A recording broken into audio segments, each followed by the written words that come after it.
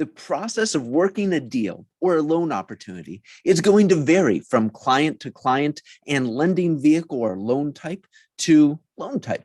However, along the way, there are common milestones. In other words, common steps that you're going to take when you're working on most different types of deals. So let's run through those quickly. The first is doing a deep assessment with the client. Now, at this point, you're looking to understand that client's goals, their needs, as well as their current financial situation or financial health. In other words, you're going to want to be able to clearly understand and clearly create a plan based on that, where they're at now and where they want to go. So if you're working with, I don't know, maybe a real estate investor, that's going to be understanding what their portfolio looks like now, what their cash flow looks like, what their cash reserves are. And from there, where are they looking to go in the next 3 months, 6 months, next year, 2 years? Because based on that, you're going to be able to create a map that includes whether or not you can help them. And if so, how you're going to be able to help them step by step throughout the relationship.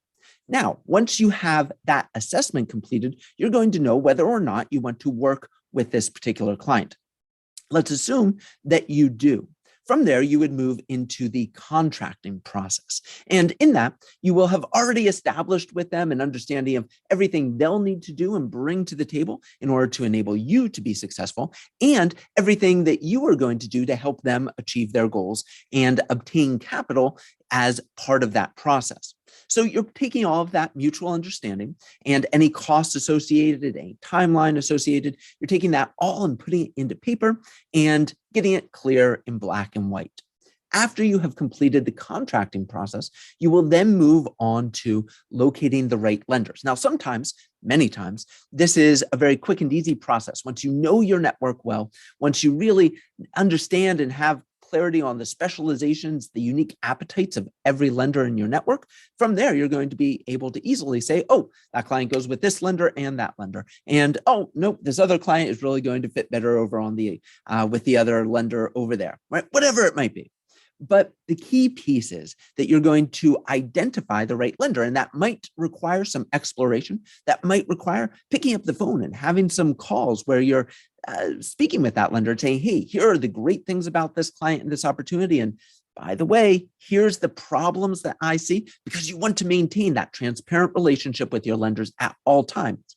Because when they see you as a true partner, that's what inspires them whenever you call to pick up the phone, because they know in 5 minutes, they're going to be able to either get another great loan opportunity into their institution, or they're going to be able to quickly and decisively say no without wasting days, weeks, months of their times when the financing doesn't go through in the end, right?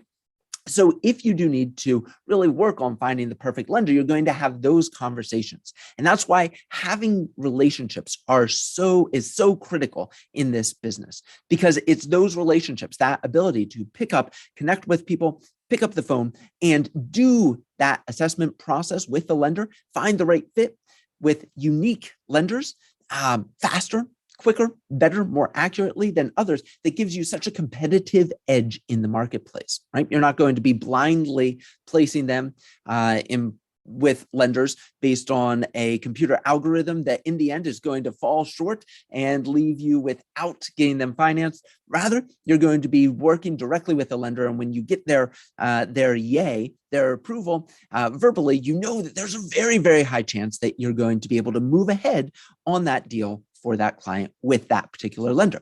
So we've moved through the assessment process. We've moved into contracting. We've got that all signed. We've moved over and we found the lender. From there, you're going to take the next step of getting the loan submitted. And that can vary depending on which lender you're using, what type of financing it is. So for some lenders where you're going to be very low touch, it's going to be essentially a digital application. This is often going to be for your smaller loans along the way. And it's going to be a situation where you're saying, great client, I've found the right lender for you. And I'm going to send over the quick opportunity, the link where you're going to be able to easily apply online. And this will trigger our team to follow up with you and keep things processing. I mean, this was the name of the game, the way things work during the PPP loan program. That was, very, very low touch, and you were allowing them to do the application. You were helping them if they had any questions along the way, but very low touch. Now, something, let's say you're working on a 10 million business acquisition, right? That's going to be a very complicated loan compared to a PPP. So with that, you're going to be helping the client probably to organize their financials. You're going to be working with both the lender and the client as a team to get everything prepared, everything in the right order, and keep the process moving in a timely manner.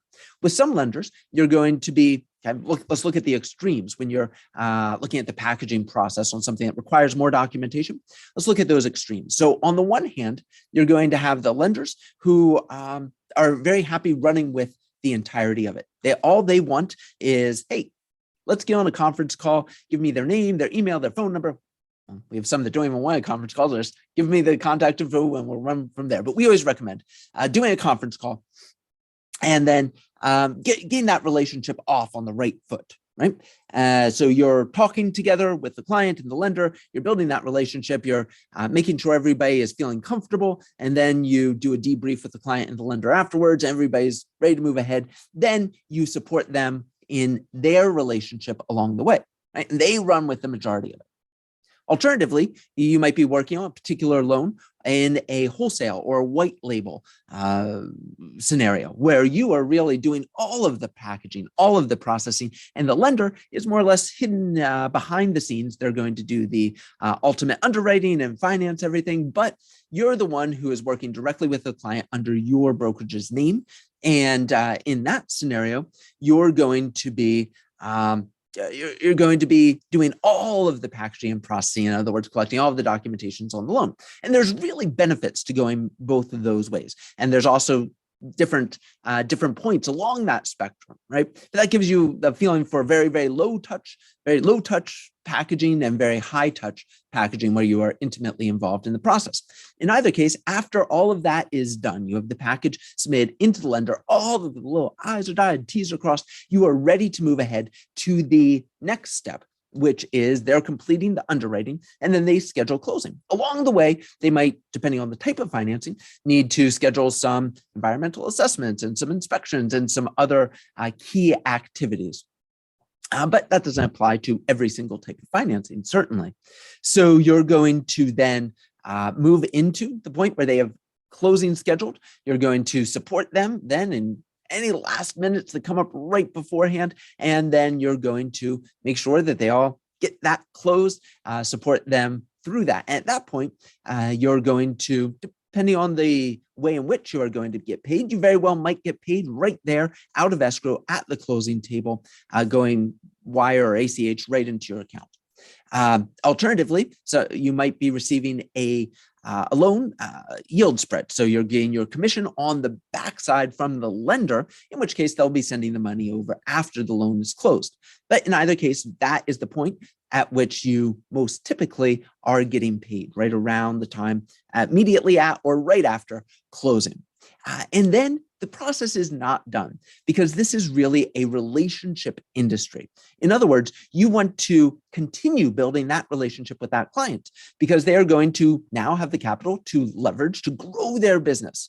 They're going to continue expanding their real estate portfolio, whatever it might be. And you want to help them along the way. So you're going to stay in touch with them, continue building that relationship, checking in, continue to help them whenever they need capital so that each client becomes an opportunity for many loans or many deals along the way, not simply one. And that is the most common process of moving through a loan with each of the different milestones in completing a deal.